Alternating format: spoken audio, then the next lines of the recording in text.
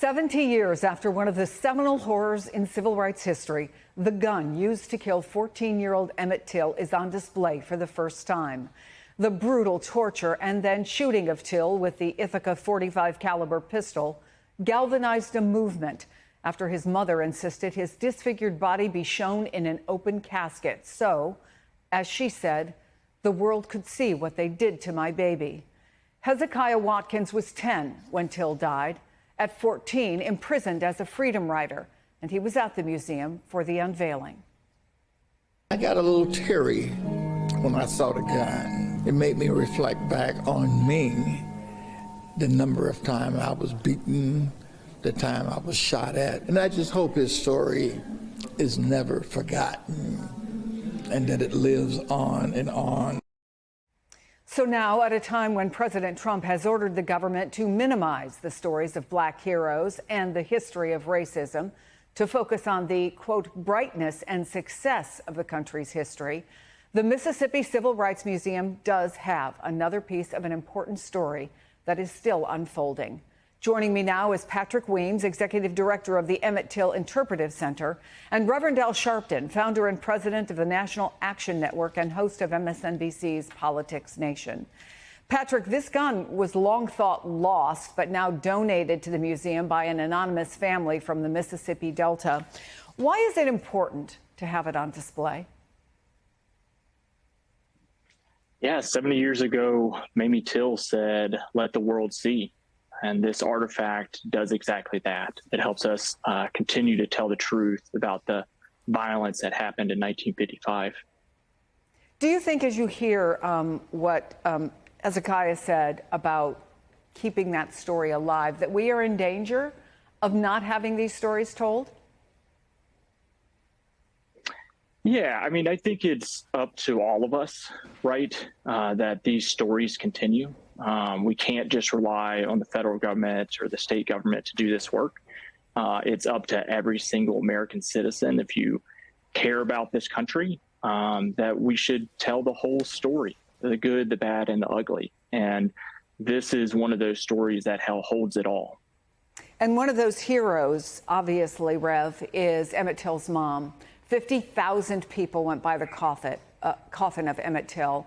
Photos of it were run all around the world. The great author, James Baldwin, described it this way: "It was myself in that coffin. It was my brothers in that coffin.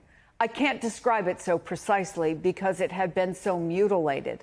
It had been so violated. It was him, but it was all of us."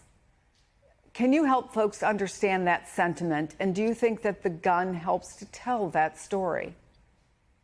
I remember when I met Mamie Till Mobley, I had her come to New York to National Action Network. I was only 1 year old when it happened, but all of my life, my mother talked about Emmett Till. And she told me, she said, "Reverend, they told me don't open the casket."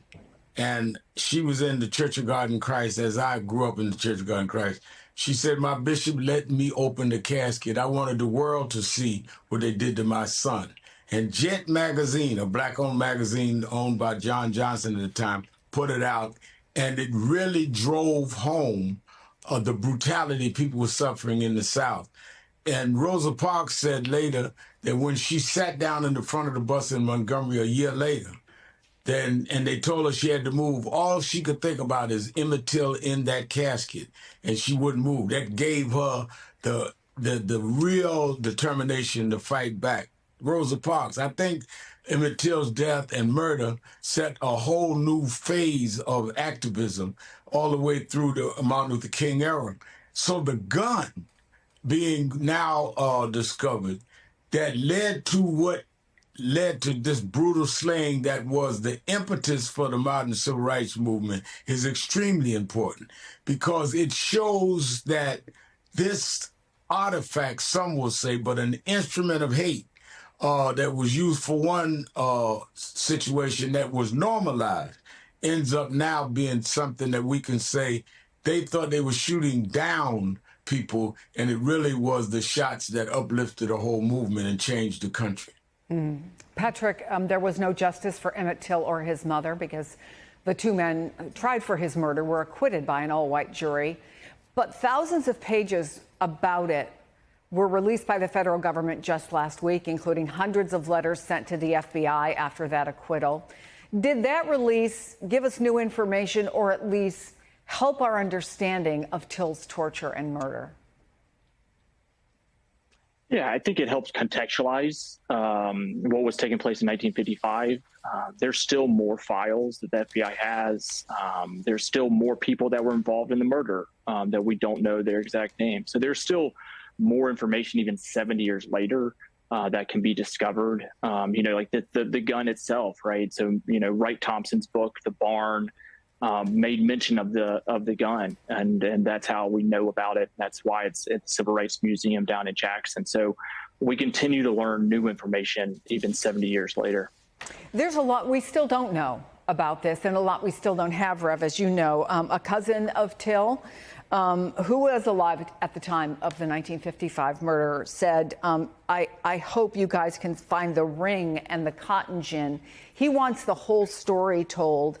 But at a time when the Trump administration is railing against what they call woke displays in museums, among other things, removing a hymnal that was used by Harriet Tubman. In the bigger picture, how important are artifacts of the American story? And do you think we'll ever know the full, true story of Emmett Till?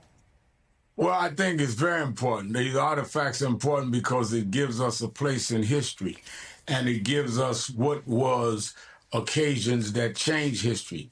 And I don't know that we'll ever find all of what happened to Emmett Till, but we should never stop trying, because we should never, ever act in a way that normalizes lynchings. Emmett Till was lynched, and Emmett Till was lynched only because of the color of his skin, and those that killed him were acquitted, which legalized lynching in effect and caused terror for many Americans, particularly Black Americans, that you could kill me, a little young teenager, and get away with it. Yes, we need the artifacts. Yes, we need to tell the story. And it is a contradiction for the Trump administration to want to take away artifacts like Harriet Tubman's hymn book and other artifacts from the Smithsonian, but at the same time want to put up Robert E. Lee, the Confederate general statue, back up in military facilities. Are we celebrating those that fought to keep slavery while we take the hymn books of those that fought slavery out of the Smithsonian? I think that's a clear message of bigotry and racism.